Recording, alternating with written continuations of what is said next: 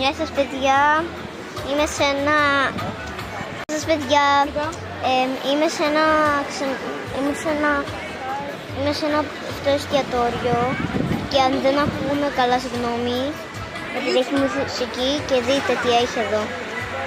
Έχει θάλασσα, την έχω δει μόλις τώρα, δεν ξέρω γιατί, αλλά συγγνώμη αν θα σας κλείσω λίγο την οθόνη.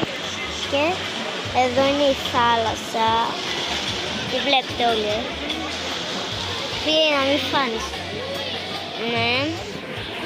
Και μετά έχουμε αυτό, που δεν ξέρω τι θα κάνουμε με αυτό. Θα δείξει. Έχει εδώ κάτι μεγάλους βράχους. Μεγάλη τηλεόραση. Ναι, αλήθεια. Μεγάλη, ναι, μεγάλη. Εδώ είναι ο θείος μου κιόλας. Και θα σας βάλω και εδώ τη θάλασσα, μπορεί να τη βλέπετε πιο καλά. Εδώ.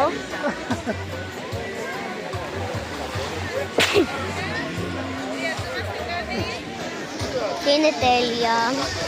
Λίγο θα φάμε. Ωραία παιδιά, αντίο.